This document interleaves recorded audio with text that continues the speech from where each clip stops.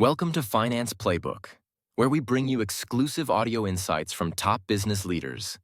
Grab your notebooks and get ready to learn. What is something you'd suggest to add to our daily routine to empower ourselves? Quiet. We're too busy. We are so busy that we don't notice that we're not productive. Busy does not mean that you are producing. We are just spinning our wheels. And the great thinking and progress that we've made in this country, steam engines, telephones, automobiles, all types of things, spacecrafts, were done by people who had moments to think. We're moving so fast at breakneck speed. And if we get a free moment, we're on Twitter and Facebook and everything. It's the death of creativity.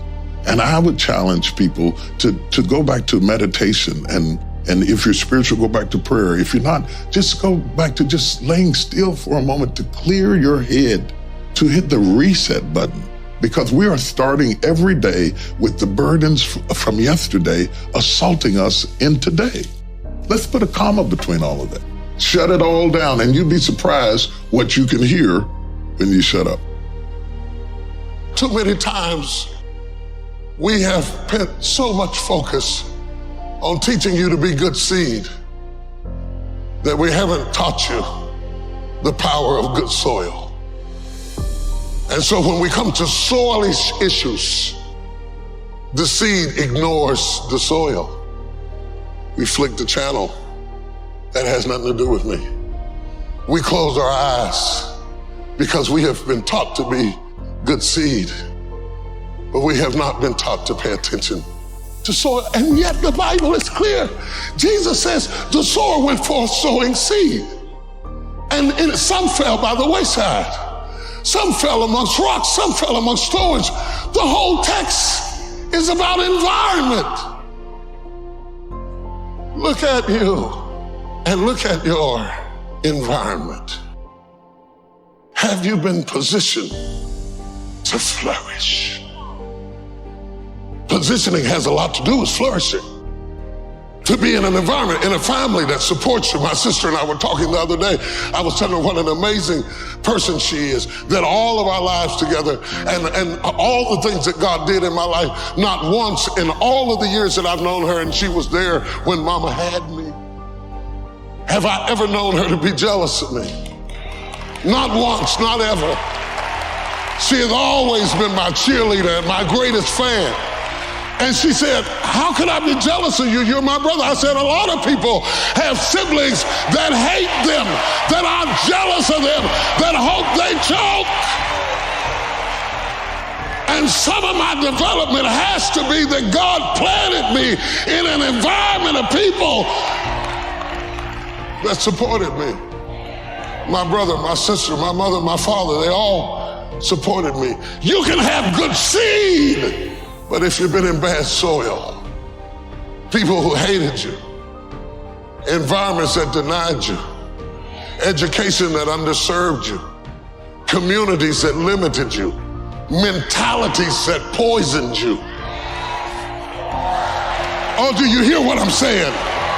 If your soil wasn't right, it doesn't mean that you're not right, but if your soil wasn't right, it's going to affect how you root and how you grow. And you might grow a little bit. The Bible says you can grow for a while, but then the thorns will choke you out, or the rocks will not have enough soil for your roots to grow. Are you blaming God for something you ought to be blaming the soil for? You cannot take a peach seed and plant it in a teaspoon of dirt and expect it to grow. Though the teaspoon of the dirt is the same size as the peach seed, it will not grow. The seed will only grow when it is planted in something bigger than itself. And I want to know, where are you planted this morning? Are you planted in something bigger than you? Or have you always been planted in teacups? surrounded by little dirt, little resources, small-minded people, narrow, limited places that never let you stretch to reach your capacity. Sometimes you gotta go where the corn is. To be planted is destiny concealed. To have increase is destiny revealed. So when you plant a seed, you don't plant it as if the planting were the final destination. You plant it and you can't see it anymore. Its destiny is concealed in the hopes that ultimately it will become a stalk or of corn or an apple tree or whatever it was you planted. And in between the destiny concealed and the destiny revealed is something we call watering. And I thought, as dynamic as the text may be, to grapple with the notion of being planted and to grapple with the notion of having increase seems totally irrelevant if we don't stop by the station of watering. Because watering is the last step before increase. It is the transition point between what is concealed and what is revealed. And without the benefit of watering, the destiny will die in the ground, never reaching its potential simply because it has never been watered. And I thought I would ask you this morning, have you ever been watered? I'm reading somebody's mail right now. You cannot embrace what I'm about to teach if you don't understand that you have been planted. You didn't grow wild. You didn't just happen. You weren't just an afterthought. You didn't just come to be. You were planted. The sperm cell that created you outswam all of the millions of other cells before you had a Bible. Before you had a Bible, before you had a hymn book, you were already in a fight, and that cell outswam all the rest because you have been planted. Well, I want to make the distinction about being planted because the act of planting can be confusing to the student who has not watched. Because planting looks no different from burial. In order to do either one of them, you got to do some digging. And once you dig down in the ground, both of them are concealed. But one of them has a destiny and the other one does not. You bury the dead to get rid of the body, but you plant a seed so that it can go through a transformation of coming back up greater than it was when it went down. Oh, good God of mercy. That's so good, I'm going to come over here and say it again.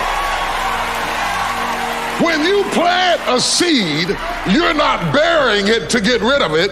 You're planting it so that it can go through a metamorphosis and come back up better than it was when it went down. How many people in this room have come up better than you were? I'm better. I'm better. I'm better than I was when I went down. It was good for me that I've been afflicted. For had I not been afflicted, I would have never known the glory of God. I'm better for it. I didn't like it, but I'm better for it. I couldn't see down there, but I'm better for it. You see, I was planted in a dark place where my sight didn't work for me, but I'm better for it. Every time you go through something dark and you can't see your way out, remember you've been planted, not been buried, and when you come up, I'm coming up. I'm coming up. Write yourself a note. I have not been buried. I have been planted.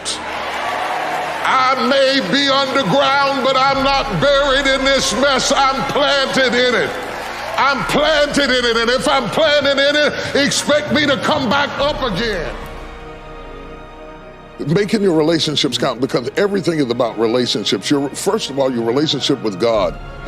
That's a very important thing to have, because as long as you know that there's somebody in charge, you don't have to bear the brunt of the responsibility and the weight of what's going on in your life. Yeah. You can talk to the boss, okay? Yeah. Number two, enjoy your relationship with yourself. If you don't like you, it makes it hard for me to like you. Because people, when you walk into their atmosphere, they draw you into the cosmos of their own drama. And if they're full of drama without you, when you come in, you become caught up in the cyclone of their drama. Yeah. Enjoy your relationship with yourself. And then anybody else who comes in, they enter into a party you already started. You understand? Yeah. And then the relationship with your kids, the relationship with your spouse, the relationship with your friends, taking time to enjoy the relationships, because there is no fruit. Nature teaches us that there is no fruit without relationships. You cannot be fruitful by yourself in business, in home, in life, in church. I don't care what it is. You are no more than the relationships you surround yourself with, and make sure that those are good ones.